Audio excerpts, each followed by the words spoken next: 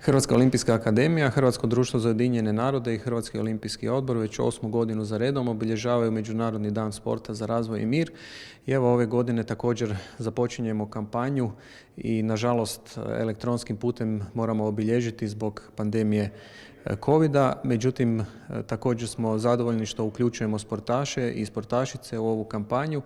Izrazito nam je drago da na početku imamo i novog partnera, Hrvatski rukometni savez, koji evo, uz Hrvatsku rukometnu reprezentaciju se uključio u ovu kampanju i podržao White Card, međunarodnu kampanju, dakle podizanja bijelog kartona, čime želimo pokazati onu drugu, ljepšu stranu sporta i one vrijednosti sporta koje sport donosi u društvo i kojima sport može mijenjati društvo i može doprinositi miru u svijetu.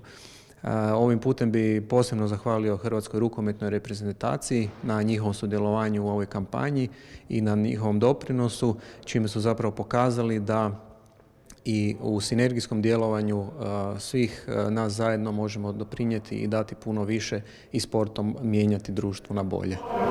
Pa evo, bio sam na 3 olimpijade i svaka je bila posebna i na svakoj sam se veselio biti upravo iz tog razloga što se tamo vidjelo mnogo ljudi s različitim kulturama, mnogo više rasa i svi su imali poštovanje jedni prema drugima i to je nešto prekrasno i zato su olimpijske igre takve kakve jesu i zato su one i posebne po svemu i na kraju i osvajanje nekakve medalje na takvim natjecanjima i tu se vidi koliko je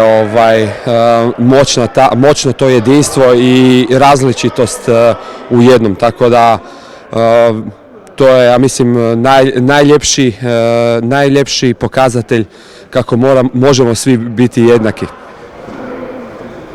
Sport je, svi znamo danas, jedan od glavnih mehanizama koji spaja ljude diljem cijelog svijeta. Sport ne pozna rase, sport ne pozna religije i zato smo sretni da možemo vidjeti ovakvih akcija. Znamo koji su benefiti sporta, oni su zaista veliki, no kod djece s teškoćama u razvoju ti benefiti su još veći. Prije svega izdvojila bi socijalizaciju koja je ključ cijele priče i njihova inkluzija u društvo, igra, zabava i druženje kao osnovni nekakvi motivi i razlozi uključivanja djece u sport. Djeca s teškoćama u razvoju nažalost nemaju puno izvan nekakvih mogućnosti i aktivnosti u koje bi se uključili. Uglavnom se njihov život svodi na terapiju i na školu, a sport je idealno mjesto i idealan način inkluzije djece s teškoćama u razvoju u zajednici u kojoj žive. Ja volim dolaziti na rukomet zato što mi je fora i drag i najbolji sport na svijetu. Evo, drago mi je da sam vas uspio loviti ovdje i da sam vidio svu ovu djecu s kojom radite i stvarno je hvale vrijedno i pohvalno. Pogotovo vremena kad se općenito djeca dosta teško povlače u sport i bave sportom, vidjeti njih da imaju odvojeno vrijeme za sport, da su svi zajedno. Na kraju krajeva sport nas uči nekim najvećim ljudskim vrijednostima, a to je nekakvo zajedništvo i pomaganje jedni drugima. Vidim da je puno smijeha i dobre energije i definitivno će im to pomoći i u životu i u odrastanju i evo, samo nastavite tako. U Fuji od prvog dana okupljamo djecu sa različitim vrstama invaliditeta, ali isto tako njihove vršnjake bez invaliditeta i kod nas u principu apsolutno nije bitno da li netko ima neku teškoću ili nema. Znači mi u neku ruku živimo inkluziju i za nas su zaista svi jednaki u ovoj dvorani. Ono što je nama najbitnije je da mi krećemo od postavke da svi možemo učiti od svih.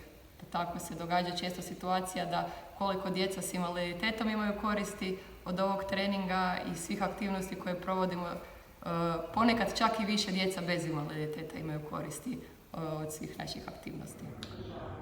Ja sam Ivan Mikulić, danas obilježavamo Međunarodni dan sporta za razvoj i mir.